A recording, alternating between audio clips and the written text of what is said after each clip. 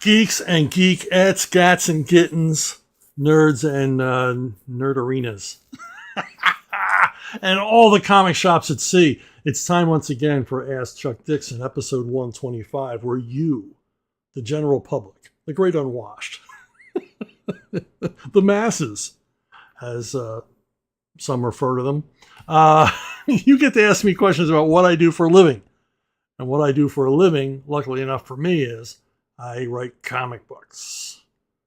So before we get to the action here, Midnight's War has 10 more days in its campaign. It's from Arctoons. It's a big honking graphic novel. The first from the Arctoons collection of graphic novels. It's about a world ruled by vampires. And the rest of us are all just serfs. We serve them as both food and servants and whatever. We're at the bottom of the food chain as a human race. Is it an allegory? Is it a straight up horror story? You decide. I happen to think it's both. That's available through Kickstarter. And as I said, the campaign goes on for 10 more days. Check it out. The art is gorgeous. And it's the start of a new series. I'm already writing a spin-off Midnight's War Night Streets series with this same artist. So anyway, let's get to our first question. Creeper Weirdo. I saw that Frank Miller started his own publishing company. It made me wonder what you thought about Miller's work like Sin City, Hardboiled, or Ronin. I really love them. Well,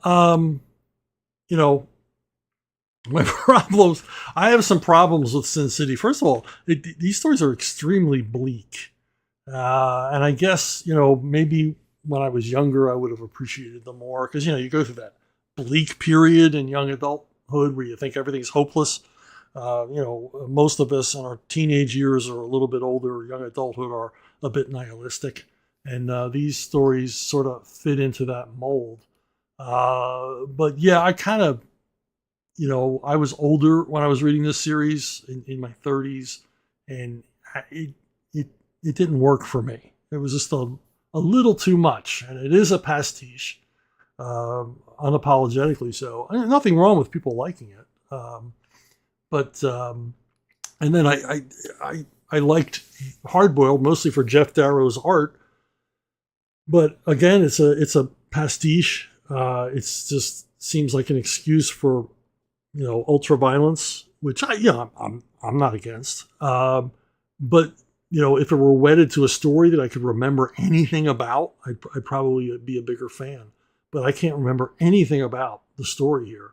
I remember a lot of Sin City because it's kind of a one-note story. A guy's pissed off and he's going to kill everybody who pissed him off.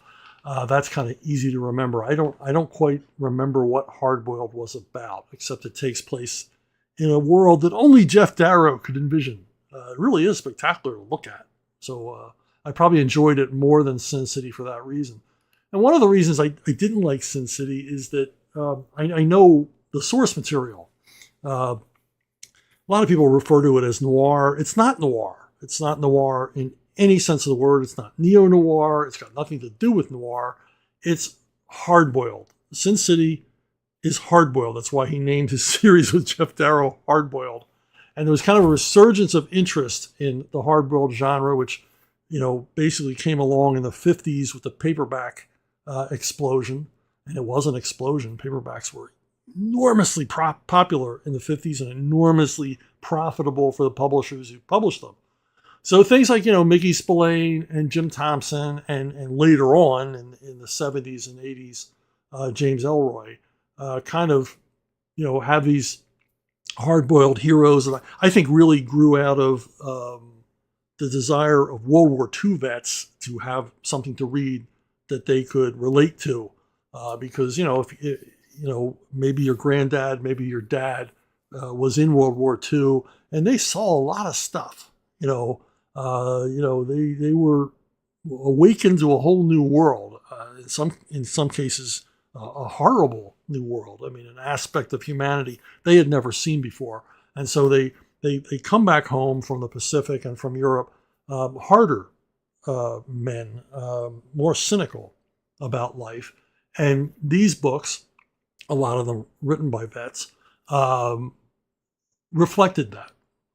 And that's a lot, and the rise of film noir for the same reason.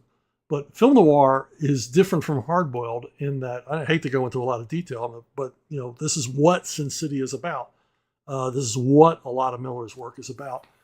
Film noir is, Cornell Woolrich, who wrote a lot of terrific crime fiction, said that film noir was the everyday gone wrong. In a film noir story, you don't have the tough guy hero.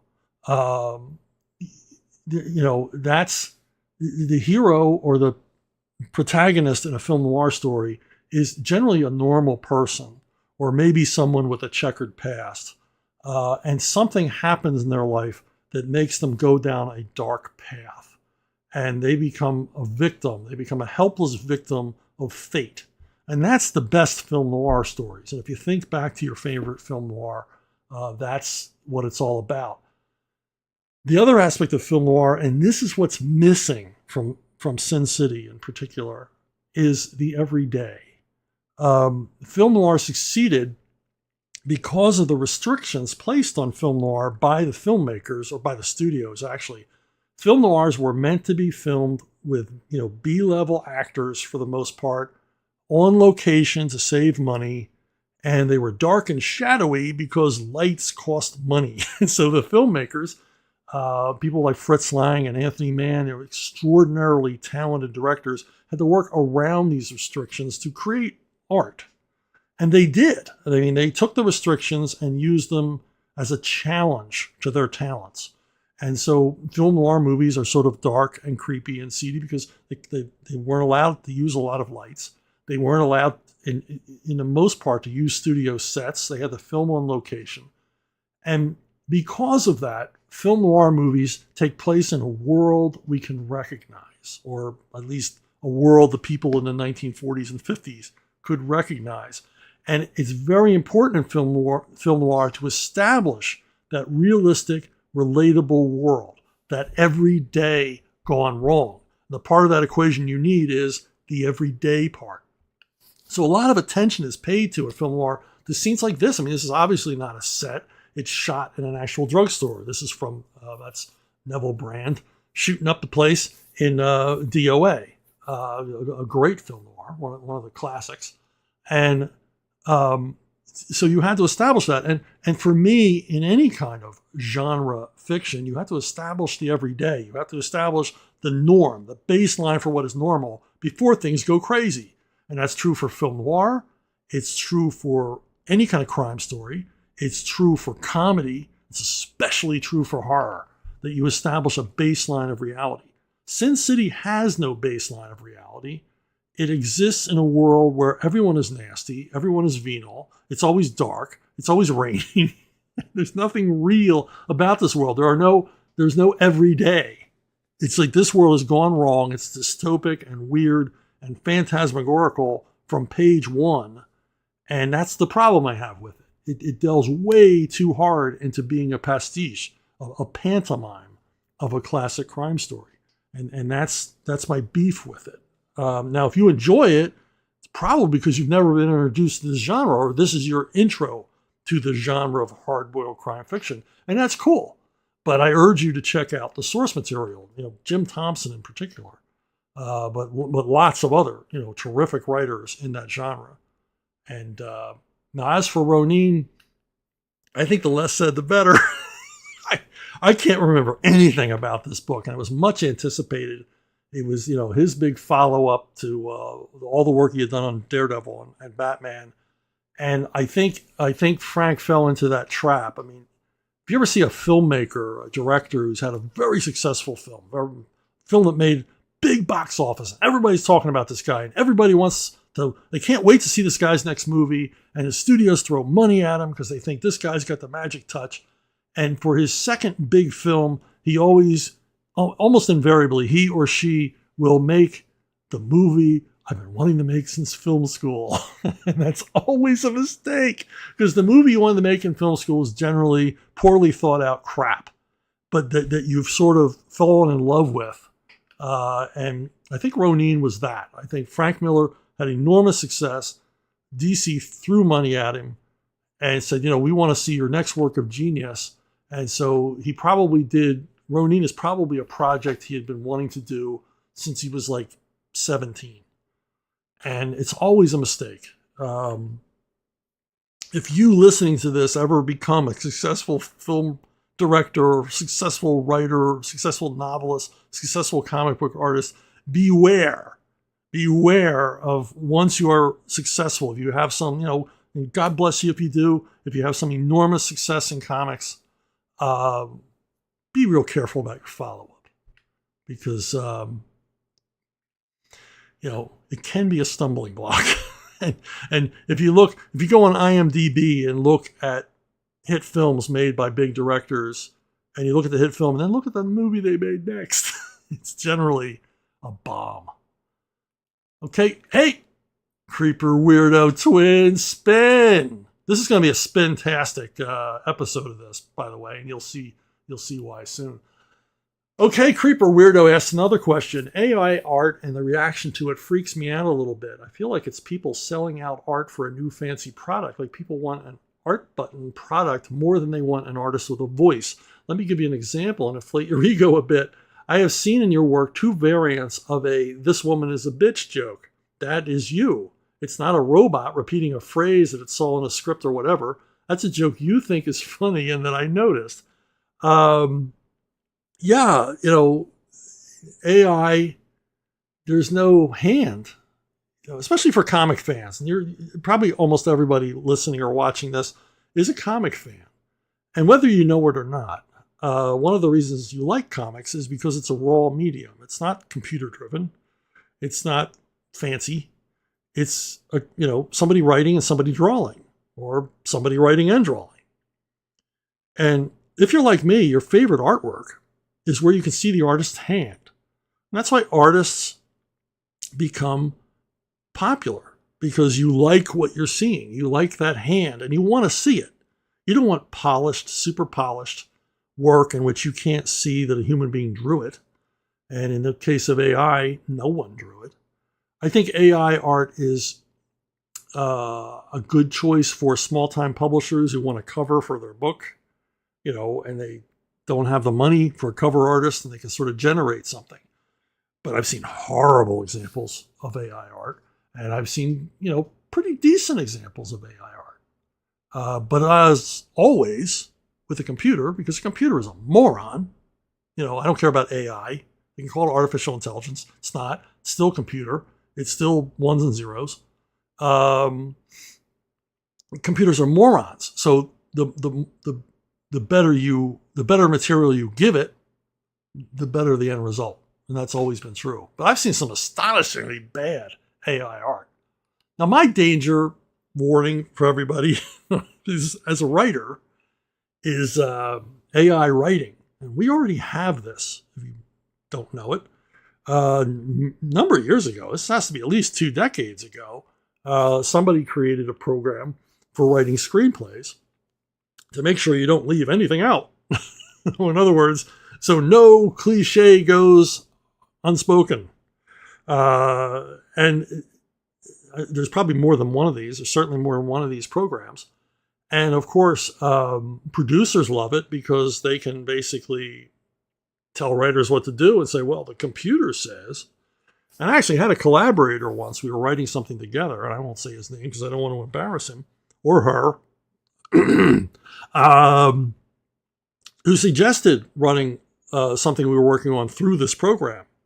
And I said, you ever suggest that again, I will never talk to you again.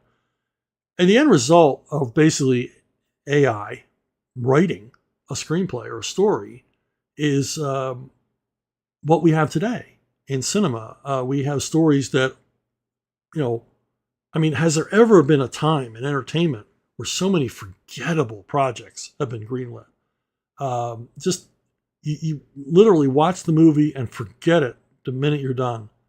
And the problem with this is that you can say, well, it's a popcorn film and I was distracted and amused for a while. But were you? Were you really? Or was the computer just, tapping into whatever, endorphin producing material it needed to keep you engaged? And more as these programs are used and heated and become a template for writing, particularly in Hollywood. But, I've seen it in novels as well. The more it takes hold, the less surprising the work is, the less engaging, obviously the less experimental. You're not going to see anything new in one of these stories. It's going to be a retread of a scene you've seen before, and they hope you've forgotten, that you don't remember the source material. And it's why you can, in a lot of productions, especially made for streaming productions, you can predict what the next scene is going to be based on what's going on right now. These movies and television shows telegraph like nobody's business, like nobody's ever telegraphed before. And telegraphing, which basically is the filmmaker letting you know, giving you a hint of what is to come, that can be used very artfully. I mean, Hitchcock certainly telegraphed things. But when everything is telegraphed and every scene just follows like a row of dominoes and no thought has been put behind it, no imagination has been put behind it, and then you introduce producers into the mix, and what you get is a lot of recent movies that literally make no sense. They are just one thing after another. Things happen only to advance the plot. Nothing happens organically. There's no, great scenes. I always go back to the creator of Sopranos, whose name escapes me, David Castle, who said that he couldn't get Sopranos greenlit at any of the networks. He went to all of them because they didn't like any of the, the moments, the character moments in the story. They thought, oh, these don't advance the plot. No, they don't advance the plot, but they inform us about the character. They had a leitmotif. They had an element of every day. Remember Tony with the ducks. Every time he pitched this to the networks, we'll take that duck scene out. It doesn't advance the story. And everybody remembers the duck scene that's seen Sopranos. And if you've seen Sopranos, you understand that the duck scene was important. It was important. Okay, the story could have been told without it, but would it have been as interesting, engaging, poignant, whatever? Would it have told us anything about Tony Soprano if that scene wasn't there? Would we have missed that aspect of his personality, that dichotomy, that dualism that he had that we all have in our personalities, but Tony had it more than anybody else. So there you go. No AI in writing, AI in art. I guess it has its uses, but keep it away from me. All right, Gentle Savage. Mr. Dixon, you mentioned in your Bane birthday stream with Graham Nolan, which I suggest you find because that was a lot of fun, especially when Graham went off to use the bathroom and left me alone on his show. Anyway, that's you. Birthday stream with Graham Nolan, that you had a lot more ideas for where to take Bane's character before Tom King took over, assuming you don't have any interest in working for DC again. It would be cool to hear you elaborate more on what those ideas were. Well, basically, Graham and I had an idea from the very beginning with Bane. I mean, even before we were done with Vengeance of Bane #1, where we wanted this guy to go, where we would take this guy ultimately. And of course, we did a lot more with Bane through Nightfall and Vengeance of Bane 2 and Bane of the Demon. And Bane of the Demon, where he teams up with Ra's al Ghul in a very uneasy alliance that goes all wrong. That was our bid to say this is where Bane is going in his comic book career, as a character. And when we did Bane Conquest, it was basically returning, like no time had passed between Bane of the Demon and Bane Conquest, returning to this theme of Bane wanting to be the king of crime. Our goal was that Bane becomes the Doctor Doom of the DC universe, that he is number one, top of the heap, because this is the way this guy was raised. He's just continuing his story from his origin, which is, he had to be the toughest guy in prison to survive. And so then when he escapes, he wants to be the toughest guy in Gotham. He chooses Gotham as his starting point, and he's going to bring down Batman. He's going to rule Gotham's underworld. And Bane of the Demon takes him onto a global stage with Ra's al Ghul, and basically He's learning from Ra's al Ghul about world domination. And Bane Conquest takes him further along that chain. If you haven't read the 12-issue Bane Conquest series, I suggest you do, because Graham and I think it's really cool, and DC didn't do a whole lot to market it, but we liked it, we enjoyed it, and it accomplished what we wanted to accomplish, which was the idea that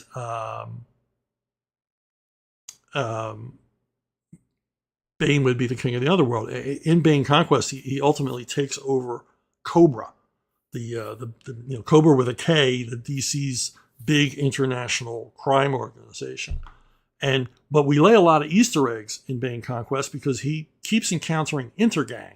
If you're a real DC freak, you know that Intergang is basically funded, operated, and run by Apocalypse. Basically, it's a mafia with Darkseid as its godfather. And so we were going to, if we ever got a chance, to do another maxi series of Bane trying to hold on to his position as head of Cobra in a massive global gang war with Intergang, which of course would bring in, parademons and, all the other Kirby craziness. And at the end of that, really, really cement Bane, because Bane would come out victorious, cement him as the Doctor Doom of the DCU. And that's where we were going, and that's what we were going to do. So, hey, Gentle Savage Twin Spin. I told you this was a spin-tastic episode, and I was not lying. Okay, Gentle Savage wants to know, also on an unrelated note, are you a fan of Breaking Bad, Better Call Saul, or Ray Donovan at all? Well, you know what, Gentle, that's it's not really an unrelated question, is it? Because Bane is kind of an anti-hero. He's the hero in all of his solo stories. And that's much the same as the three properties you're mentioning. Yeah, huge fan of Breaking Bad. I, like Vince Gilligan, who created it, I'm stunned that it ever got on the air. Because, we're used to this kind of material now, but at the time it was groundbreaking. And this is, in a lot of ways, noir. Because Mr. White is a helpless victim. He's dying of cancer. He's just trying to save his family, and he becomes embroiled in this drug trade. But his hubris takes over after a while, and of course his knowledge as a scientist and chemist, and he becomes the bad guy in his own story. So yeah, just awesome stuff, and very much the anti-hero. And its spin-off, Better Call Saul. If there's a better television show out there right now, I know it ended. But if there's a better television show, I haven't seen it. This show is incredible. This does everything a spin-off should do. It didn't try at all to repeat Breaking Bad, although it uses some elements, and obviously the series is a prequel to the things that go on in Breaking Bad. But it has a somewhat different tone. In a lot of cases, it's funnier. And, Jimmy is just a fantastic character. Just a fantastic character. As we follow him, we try to figure him out. And once again, it's a show like The Sopranos, like Breaking Bad, where the moral compass is all over the place. And you're always wondering, is Jimmy going to do the right thing? And surprisingly, often he does. He's not always serving himself, and that always comes as a surprise. But a brilliantly written and acted series, and I do love it a lot. Ray Donovan, another one. And again, all three of these shows have in common is they establish the everyday. Ray Donovan I love. I mean, whoever came up with this idea of a Hollywood fixer, it was absolutely brilliant. And and casting Liev Schreiber was their second act of brilliance, because he just embodies this role as just super badass, TV's biggest badass. Everybody loves the episode, The Ball, or the Bag or the Bat. Sort of showing the venal, nasty underworld of Hollywood. And I really enjoyed the series. It's a great cast. Jon Voight just kills in it. All the other actors. I mean, this is an acting festival. as far as I'm concerned. Just awesome stuff. So yeah, I like all three of those shows. And if you haven't checked any of them out, you really should. If you like crime dramas and interesting, like grown-up type television. JL, what can you tell us about your upcoming Conan novels that you haven't revealed before? Will you be writing a third tome featuring everybody's favorite Cimmerian? These are the pencils for Dave Dorman's painting. His painting's done. I just wanted to show you the pencils because you're not going to see them anywhere else.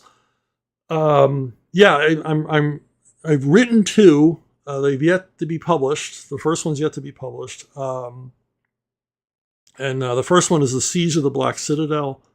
The second one is the Caravan of, oh boy, what did I call it? Caravan to Hell, I think. And the third one, I haven't decided. I'm torn between two different kinds of stories. And I am going to write three of them, though it's not a trilogy. Each one stands on its own. They come about, they take place in different parts of Conan's life. And they're just basically, I wanted to write the ultimate Conan story, to my mind, for me, Toy Soldier of Fantasy, Conan story, set in the periods I like the best about Conan. And in the first one, he's a mercenary. He's with a besieging army that are trying to break into this fortress. And most of the action takes place there. But what they don't know is that some nasty old wizard has summoned a really, really mean creature from another dimension to defend the castle. And I had a lot of fun writing it. It's the most purple prose I've ever written. I tried to stick to Howard's style of writing. Used a lot of his lexicon because people are comfortable with that Conan. I mean, words like Stygian just fit Conan so well. And I also stayed to the length of his novels. These are about 30,000 words or more each. The Conan novels ran between 23,000 and 30,000 words. So I didn't want to write a fantasy by the pound book. These things get into the action, stay in the action. They're bloody and violent. And while there's no sex in it, there's certainly suggestive material in the books. These are, Conan the way I think Howard wanted to write it. The second volume is Conan as a desert raider and involves a chase across the desert by a bunch of soldiers who really want to see Conan dead. And the third one, I'm torn. I don't know if I want to do an adventure along the Black Coast. I love the idea of Conan going up some, jungle river, meeting some awful horror. And I'm torn between that or doing a straight up war story with Conan in it, with war mammoths and all that stuff. I'm really torn between the two, but I will start the third one in the new year. But the first two are done. It's just a matter of them being released. Hey, it's a JL Twin Spin. Spintastic. If memory serves, you wrote a Wildstorm comic based on Nightmare on Elm Street. What was it like writing that series? Did you have any plans through the book? Had it continued past its 8th issue? Yeah, I've talked about this before. Hold on, I got that messed up. There. I talked about this before. And, I might as well tell you the whole story. I think it was, I can't remember if it was Scott Peterson or Ben Abernathy. I think it was Scott Peterson. Was editing at Wildstorm at the time. And Wildstorm got the New Line horror characters. They got Freddy, they got Leatherface, and they got Jason. And Scott said, which one of these would you want to write? He gave me first choice. And I said, well, it's Freddy. I have no interest in the other characters. I like the Nightmare on Elm Street movies. I like the character. It's got a denser world. It's a little bit more cerebral. And in its best examples, it's more cerebral. There's a lot of thought to it. There's a lot of places to go, obviously, because we're in a nightmare world, a dream world where almost anything can happen. And so I jumped on it and I really enjoyed it. And Kevin West was my artist for most of these issues and did a bang up job. And I was told all along while writing these that my book was the only one making it past New Line without massive changes. The poor bastards writing Leatherface and Jason were constantly having to do rewrites, constantly being asked by New Line to change this and shift this around, or you got this wrong. And mine sailed through without a single note.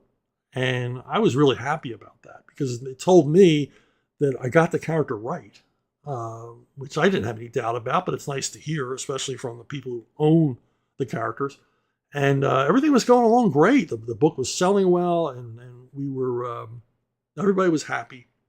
And then someone at Wildstorm decided that I was too old school to be writing this book. Now, by old school, I think they meant I handed my work in on time and my stories made sense.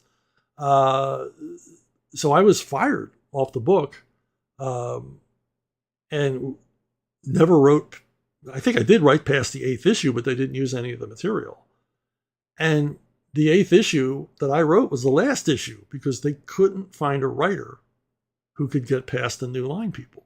The New Line wasn't happy. Now why? New Line had to ask the question, what about the guy who was writing the book, the guy we liked? I don't know what their answer to that was, or why they didn't just think, hey, Chuck, could you come back? We made a mistake, which is something you'll never hear a comic book publisher say. We made a mistake. We're sorry. Could you come back and write more Nightmare on Elm Street? But, it didn't work out, which is kind of, schadenfreude for me. It's like, yeah, you fired me and then you failed. You didn't bring on anybody better. Apparently New Line liked old school writing, because what's not old school about Nightmare on Elm Street? It's not cutting edge avant-garde filmmaking. It's a horror movie, for God's sake. So yeah, where would I have gone? I was playing with the idea of introducing, if New Line was okay with it, a kind of recurring nemesis for Freddy Krueger. Basically, he wasn't alone in the nightmare world, that there was someone else who could be as big a badass as him and just give him a bit of a challenge. Because, we all love to hate this guy. And I would have loved to have put Freddy through the ringer with basically someone who just kick his ass. And if you read my stories, you'll see Freddy gets his ass kicked quite a bit in stories, because I think that's the fun, is coming out the other end with the dreamers, his victims, on the winning side. So, whoa, it's a JL triple spin. Aren't we all excited? JL had so many great questions and gave us this lovely picture of himself. My next question is a professional curiosity. Do you work with an outline before writing a novel or comic? I've tried outlining, but I found my first draft veered off from said outline so much that I saw I could no longer work with one on any manuscript I've typed. What advice would you give to other scribes in similar situations as myself? Well, there's as many ways to write as there are writers. If outlines work for you, and I know a lot of writers, they believe in the outline. They live by and die by the outline. And that's great, because that's how your thought process works. Apparently, JL, you and I are closer, more simpatico in the way we write. I will write chapter breakdowns in my novels sometimes not. Most times I have a general idea of where I'm going. I know where I'm going to start. I know where I want it to end. It's that middle passage. And I find that even if you outline, that middle passage is tough. That's how do I get my characters from where I started them to where I want them to be at the end of the story, and keep it interesting, keep it engaging.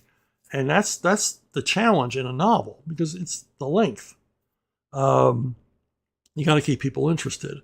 And, there's lots of ways to do that. Subplots, and new characters, blah, blah, blah, blah, blah. I don't want to get too mechanical about it, because I'm not. Obviously, I don't do outlines. If I was mechanical, I'd do outlines up the wazoo. But I don't. I never outlined comics. I would just figure out what's the opening scene and where do I want to end the story, and then just fly. Once I had my opening, I was off to the races. I was writing, and never looking back. But that's because comics are in my DNA. They really are. Comic books are second language to me. And I never have a problem turning out a comic script, because I know what I like. And I think I know what readers like. I guess I know what readers like. I'm still doing this after all these years. And so, So yeah, I mean, if you need to write outlines, write them. If you need to write character Bibles before you start your work, by all means do that. But if you don't, you don't. There's nothing wrong with that. And please, I say this every time I talk about writing and how I write. I'm not telling you how to write. I'm telling you how I write as an example, because I think that's interesting. When I read interviews with writers, I don't want them to tell me how to write. I want to hear what they do, and then I can say, well, I would never do that, or that's crap, or hey, that's an awesome idea. But never read a how-to writing book. That's what I'm getting down to. I'm warning you, because anytime I ever did it, I thought, geez, I'm going to go become a plumber. This sounds like math, So don't let anybody tell you how to write. So many people I meet, they say, well, I'm going to college so I can write my novel. Well, if you have your novel in your head, what do you need to go to college for? What are they going to tell you that's going to make your novel any better? Punctuation? That's what editors are for, You have spell check, right? Just tell your story. And a lot of writers, wannabe writers, say to me, "Well, I don't know where to start." I was, "Well, just start anywhere, because you don't write, you rewrite. Start your story anywhere. And if you decide after you've gotten 10,000 words in that wasn't the right place to start your story, you can always go back and restart it. Start it in a different place." But generally, just get the material down, get stuff on paper, and then you can play with it and mold it, like a sculptor with clay. Not comics. I can't rewrite. Rewriting comics is a pain in the butt because you got to reformat. But rewriting prose, it's my favorite part of writing prose, is the rewriting, the polishing up. So anyway, I want to tell you a little story. I told this story on Graham's show, the Bain birthday show, but a lot of you might have missed it.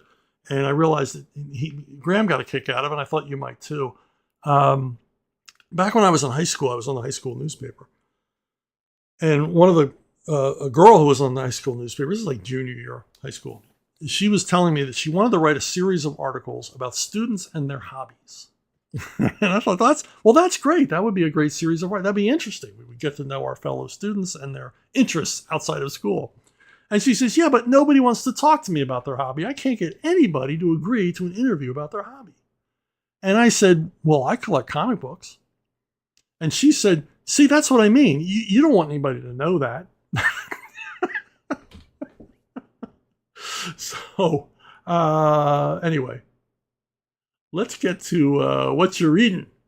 And what am I reading? What am I reading, or what have I read recently? I know, admitting you like Dilbert is like admitting you listen to ABBA. But sometimes with some people. But I like Dilbert. I enjoy the Dilbert books, and I got the most recent one, which takes place during the second year of the pandemic. And the thing is, it's like looking back at the recent history and seeing, where did Scott Adams get this stuff right? He's always very cynical about things. He was very cynical. Dilbert at heart is an anti-authority comic book or comic strip, and he was very suspicious of COVID policy from the very beginning, and has a lot of fun with it. Has a lot of fun with it in the strip, and a lot of it we now know he was on the right track. To be a bit skeptical about things we were being told about masks and vaccinations and stuff like that. So it's I always find the guy funny. And I know it sounds weird because the strip is done as basic cartooning style possible. But when you combine the words and pictures, the guy's an awesome storyteller. He really is. And in addition to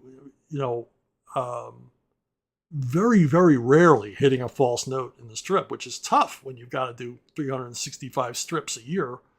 You figure you're going to have a couple that are going to be duds, and it's very, very rare that one of these doesn't strike home in some way and are thought-provoking in their own way, and also warning of the dangers of technology and also the fallibility of the people who want to tell us what to do all the time, whether it be at work or the government or wherever. So, got to recommend that. Now, another thing I'd like to recommend, and I think I've recommended this before, was the history of Dell Comics. Dell, it's called Funny Books. It's by Michael Barrier. It's a exhaustive history of Dell Comics. Dell Comics was probably to this day the most successful comic book company in America. They sold millions and millions of copies from the 40s into the 60s. Extraordinarily successful. They had their own distribution system, their own press. I mean, they just had it all, and they produced consistently excellent work. Even their poorest examples are at least competently done, entertaining comics.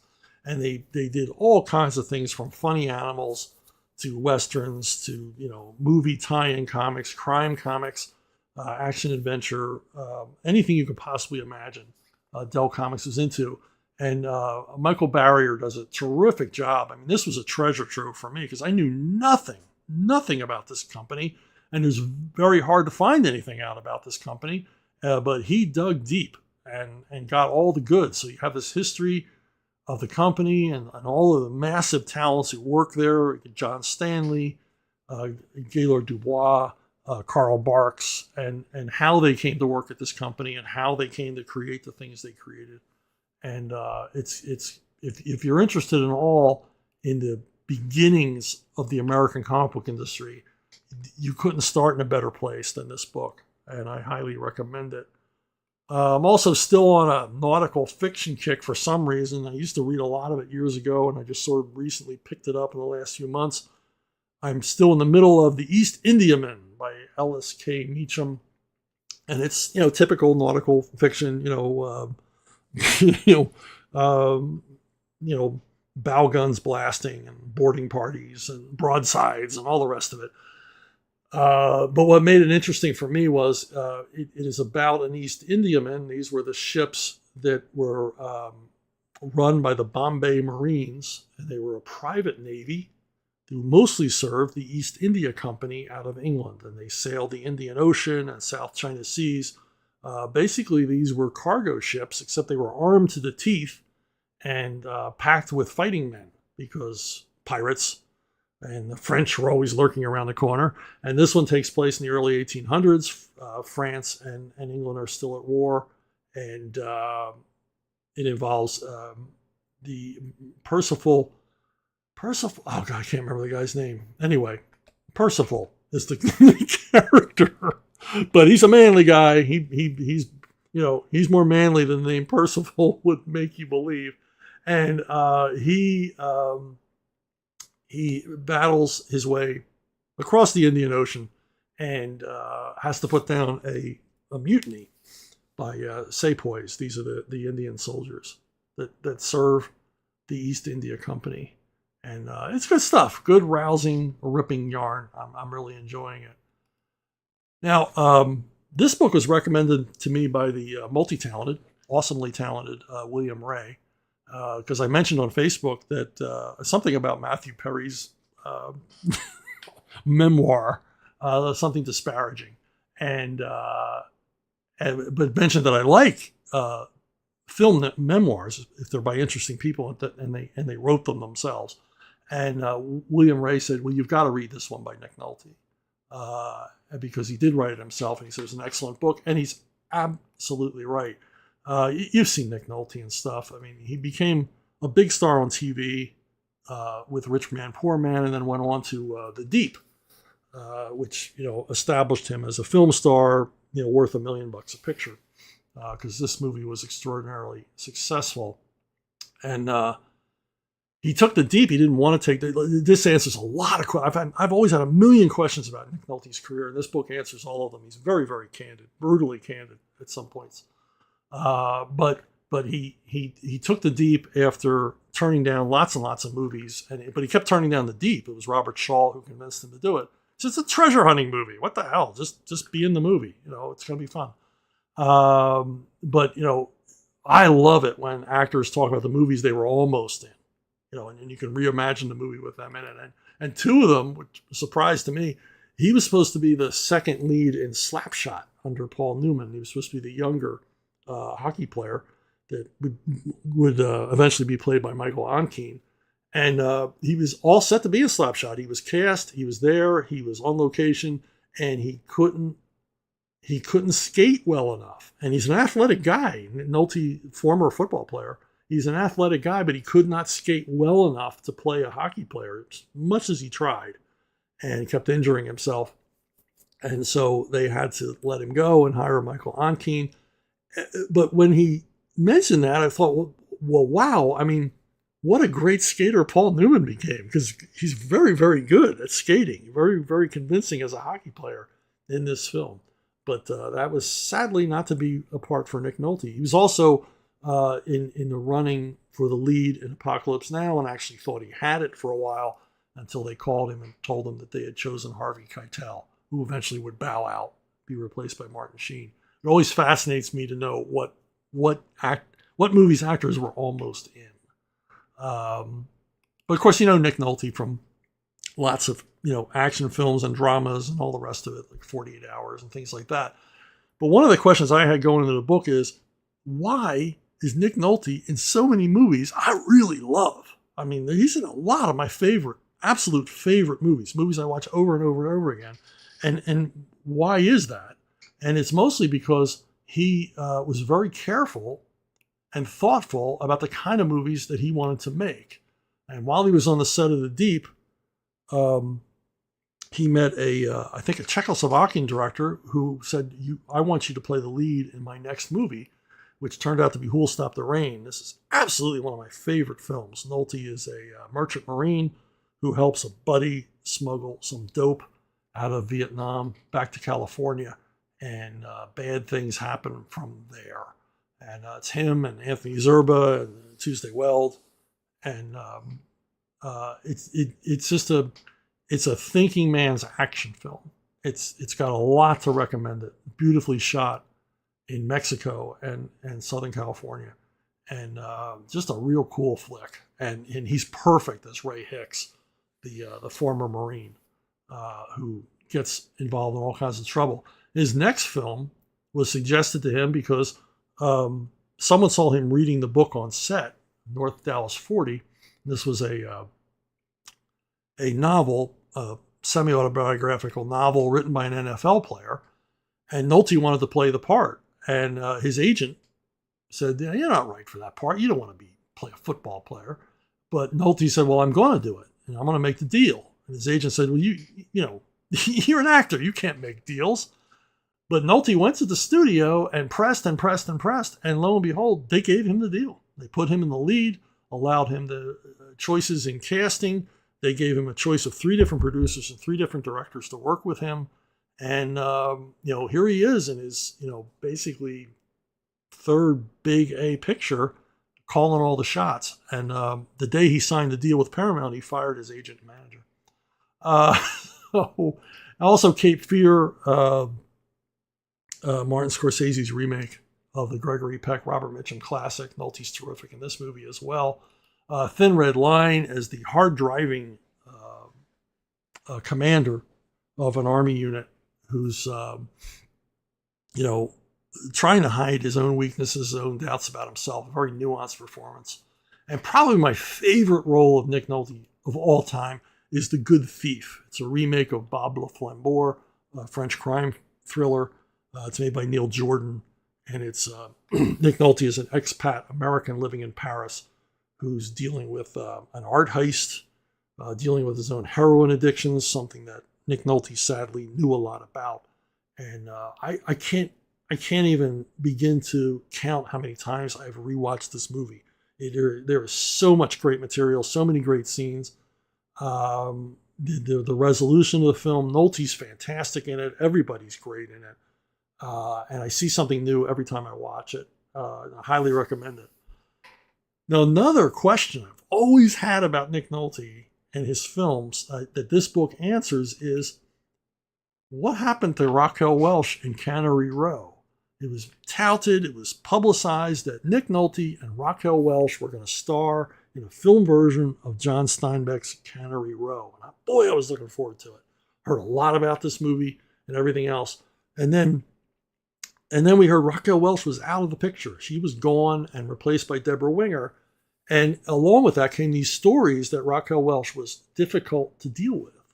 And she made a lot of trouble on set, and she had to be fired.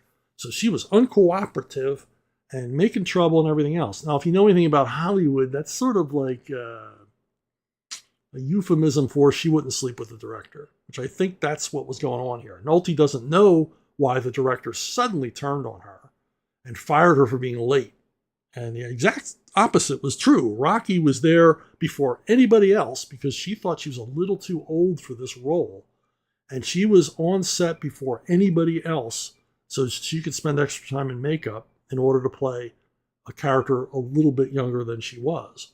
And she was fired. And then they brought on Deborah Winger, who turned out to be a nightmare, an absolute nightmare, and was everything that the director claimed that Raquel Welch was. And this made things tough for Raquel Welch's career because all of the stories about Deborah Winger were being applied to her by the studio.